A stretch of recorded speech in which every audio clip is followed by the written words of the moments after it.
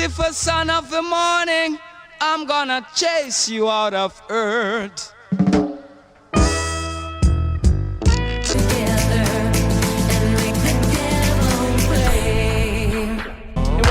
Like Mary had a little lamb, little lamb, little lamb. Gabby had a Satan spawn, mama wild like a roughneck. Hey, she's the devil in the red dress. On the line, oh yeah. Well, me and the devil sitting at a stoplight. He started rolling all us out.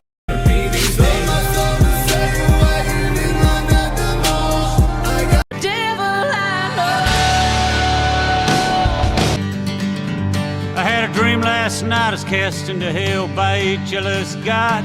The devil walked up and said, you don't need no lightning rod. Listen for the whistle, do the ring and rain now. Who's gonna ride the devil's chain tonight? Sitting by the... Me and the devil, walking side by side.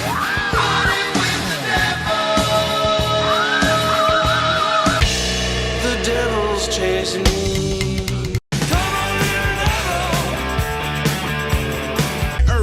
Keep your eyes on the prize and don't let the devil coerce you. Young man sawing on a fiddle and playing it hot, and the devil jumped up on a hickory stump and said, boy, let me tell you what.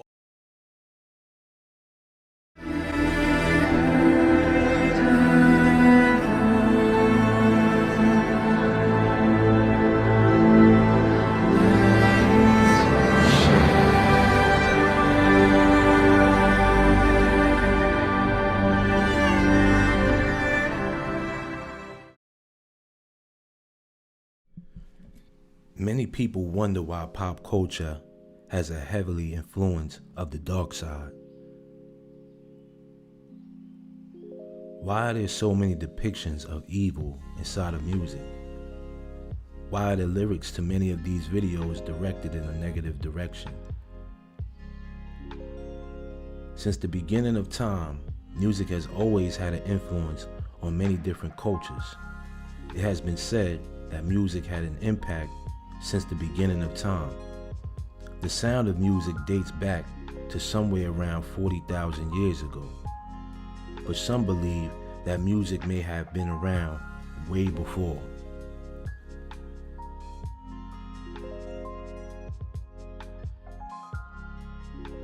If we start with religious concepts, many that have read the Bible have heard the story of Lucifer and his position as the director of the choir within the angels in heaven. And some may even doubt that the Bible stated that he is the God of music.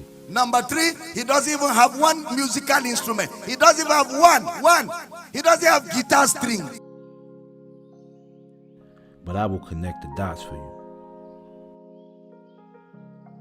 Ezekiel 28:13. The workmanship of your timbrels and pipes was prepared for you on the day you were created.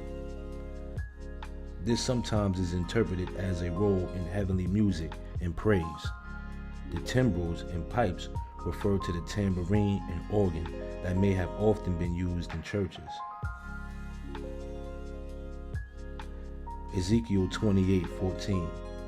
You were the anointed cherub who covers. I set you up. You were on the holy mountain of God. You walked among the fiery stones. Without giving light to any specific being, some would say this is a reference to Lucifer, being that a cherub is a winged angelic being. Some would know Lucifer as the light bearer or bringer of light, or the day star. Apollo, who is also considered a high figure in music, is also acknowledged as the light bearer. On the 7th day of every month, a sacrifice will be made to Apollo. In the book of Liad, he delighted the immortal gods by playing the phorminx during their repast. Later on in some descriptions, Apollo was said to have invented the flute and the lyre. It was tradition to have said he used the hymns from Hermes to build the walls of Troy.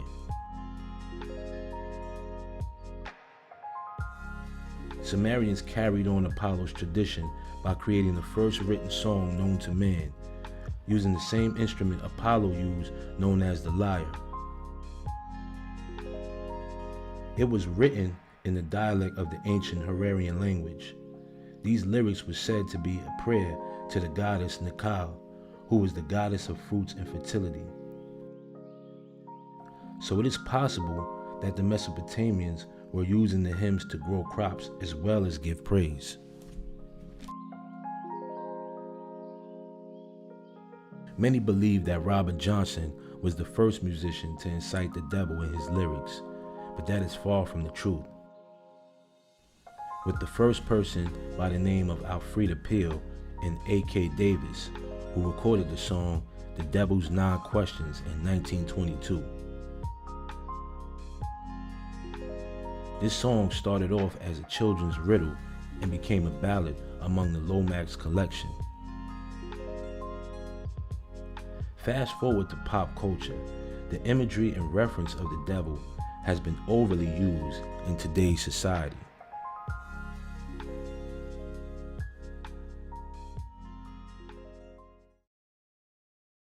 Group shows up as just the people. Sometimes the entire group shows up and they bring all their instruments because they think they have to play for me, and which is not the case. I walk through the area and I look for who are the demons pointing out to me. And then I walk into like a group of those people and I ask, who wants to be famous? You know, when I do this, I'm dressed as the High Wizard. So if anybody wants to know what that looks like, there's an artist named Pink, and she has a song, Like a Pill. If you look up her official video, there's a High Wizard in her video 4 times. The final 2 times, he's conducting a ritual or a spell.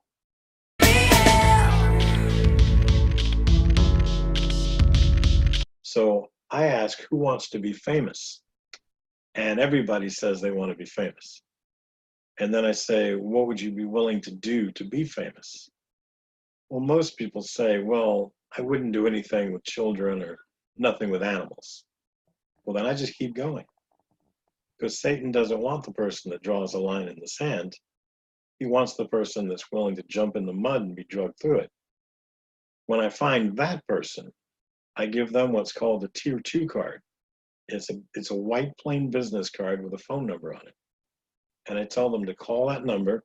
Some of them have an address on it. So, or you go to that address and you do whatever it is they ask you to do, and you'll be famous. What they have to do is sell their soul through the Illuminati. And then once you're hooked into the Illuminati, then you have to agree to do whatever it is they ask you to do.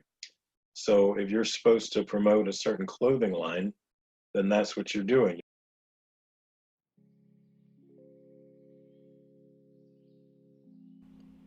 The music business has a very close connection with the origins and practice and understands the power behind praise and worship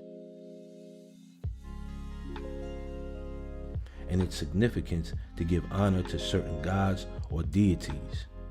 Many people believe one would have to involve themselves in some sort of practice, but that is not always necessarily true. If we want to pay attention to where music was created and how it started, we must find out from the beginning.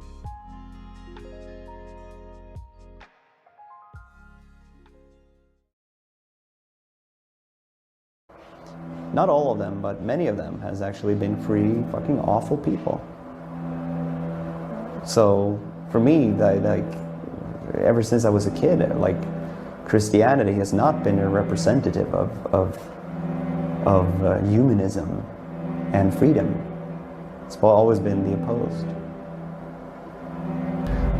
But that is in a micro format. That's exactly what we're trying to do. You know, you build a church, people come and you preach and go through some sort of ritual, and people feel solemn.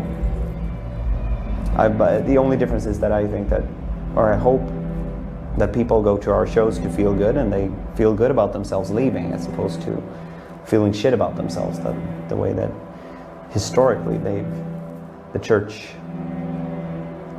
different churches and religions have made sure that their followers have felt crap about themselves. There was recently a prayer meeting, I believe in Texas, about somebody who was worried that Ghost was bringing satanic influence into his neighborhood. And he came and prayed for you, actually. What was that like, hearing that? Because that's quite a distinguished group that you now belong into. People who have been protested for apparently being satanic.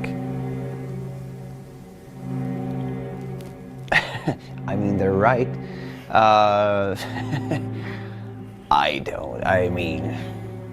I think that this guy is obviously poorly informed